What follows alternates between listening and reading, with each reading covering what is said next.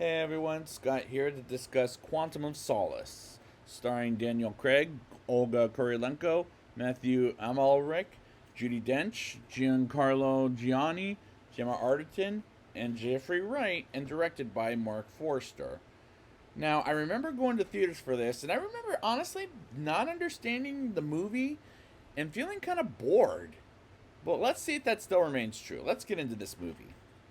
We pick up right where Casino Royale left off as James Bond, returned by Daniel Craig, carries Mr. White in the trunk in his car, and some men that happen to work for Mr. White goes after James and have a rather unspectacular chase scene as James takes him to his boss M, returned by Judi Dench, and we move on to the song by Alicia Keys and Jack White, and honestly, I don't like this song, as it sounds like she was forced to write this song with Jack White and didn't want to sing for this movie in particular. We move on to some ceremony where we saw James capturing Mr. White at and James and M talk about how Vesper betrayed James in the last film, and they interrogate Mr. White until a cold-hearted bastard, let's say, shoots Mr. White and other MI6 agents, and we get another chase scene with the traitor while they go through the horse track and jump from building to building. And this sequence bugged me because it's a few minutes after the opening chase, as this movie needs to take a breath.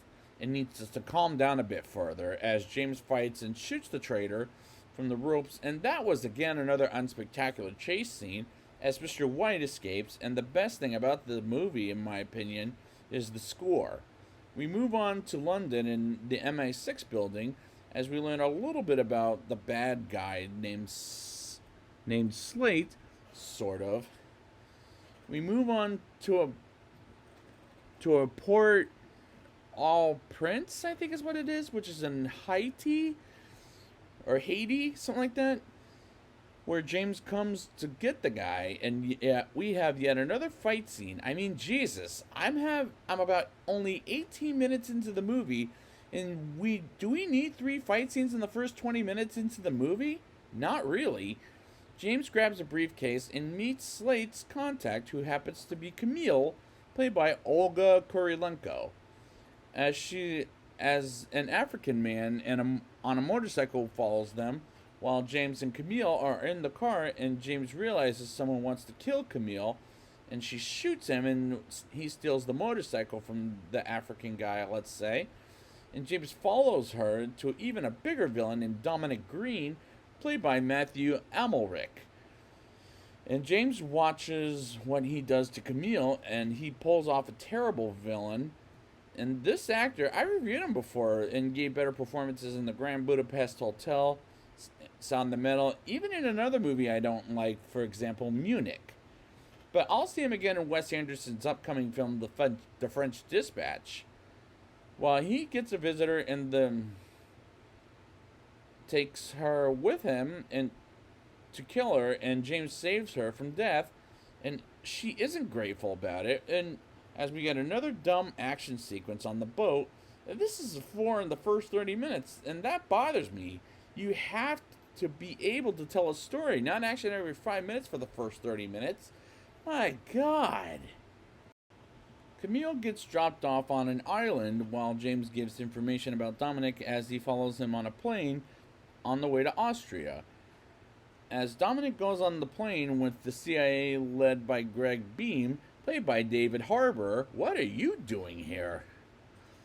And with Felix Leiter, returned by Jeffrey Wright, as he's ordered to kill James, as Felix won't do it, which is a typical cliche, let's say.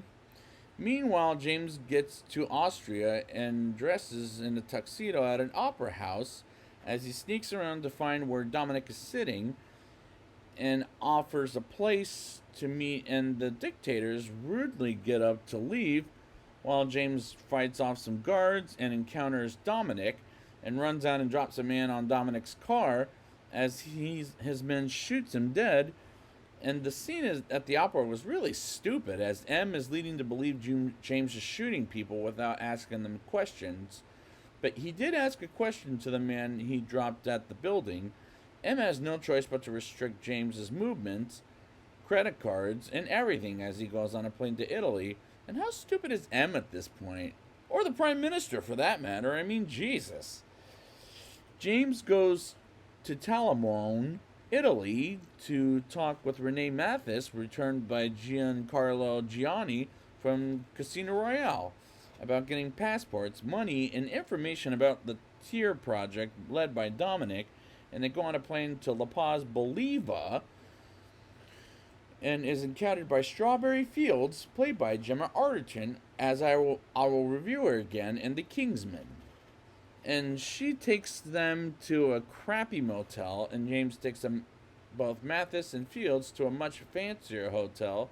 And I'm thinking, is she an intern of the MI6? Because she was brought over to bring James back to them, but her character was terrible in this movie. James is invited to a party from an unknown guest at the hotel, and they get to the party, and Dominic is there, and so is Camille, as well as Felix, and the CIA and this movie is all over the place, while Dominic throws Camille off the building as James, or almost, let's say. James enters and he takes her away from Dominic, and Fields trips her guard on purpose, which was, again, pretty stupid. James is pulled over by the Italian police as he opens the trunk with Mathis in the trunk of the car, and James tries to keep Mathis alive until he's died on his arms, and James throws him in the trash. And how could someone actually do that is beyond me. Things get worse for James as he goes to the desert, and police thinks James killed Mathis. But not to worry, James gets a plane from the desert and flies and gets attacked by some Air Force people whose mission is to kill James with Camille on board. And the shots are not as good as in Casino Royale. At one point during the desert plane fight, it was using, I think, a Danny Boyle trick, which is not like a James Bond film in general. And that irritated me to hell. I mean, my God. James gives Camille a parachute to escape as they jump off the plane and pull a parachute rather too late, and that piece of action was a headache. James and Camille talk about what Dominic wanted with Camille as she talks about her backstory, as it was so late in the movie, and I thought this movie needs to be longer, so not that I want it to, but we get why the explanation with her family, as James talked about how he lost someone and how he didn't catch the man who did it, and they get out of the cave, and learn Dominic is after the waters, not the oil, as at some points they talked about. But when was that? Because I, for the life of me, can't remember. They walk out and take a bus to a hotel as James gets a message that says run, but instead he goes to the building and sees M in the building, and they see a dead Fields as she was killed by Dominic, and they take James downstairs. While in the elevator he knocks everyone down and encounters M and runs out with Camille in a bug car. And James calls Felix and invites him to a bar where they talk about how Felix is being played by Dominic, and tells James to move his ass as he has 30 seconds to leave.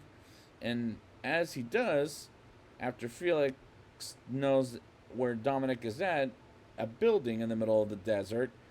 And this movie is very dry. And from what I get from watching it, they get to the building where Dominic is going to be at, and as they get to the building, Camille gets in from the top as James comes in from the garage and tells the man, "You and I had a mutual friend," and shoots him dead, as well as everyone else, as Camille does some shooting as well. And the building briefly blows up, and while it does, James fights Dominic to the death, and Camille shoots her family's murderer. And James brings up Dominic and gets Camille out of there, while Dominic runs away, and James captures him and puts him in the trunk and throws out Dominic in the middle of the desert and takes Camille to a train station to drop her off, which was a little odd to leave the girl all alone in a James Bond film. The last scene is in Kazan, Russia. James has some unfinished business with Vesper's old boyfriend as he talks with him about Vesper as James didn't kill him and walks out, and the climax is unsatisfying as a James Bond story as this entire movie. Now it's time for the rating. I'll give this movie a 3.6 out of 10. The first 30 minutes had at least 4 fight scenes, and this movie really needs to calm down with that as it needs to be longer than a half hour and 45 minutes. And this felt like a hack job by director Mark Forster.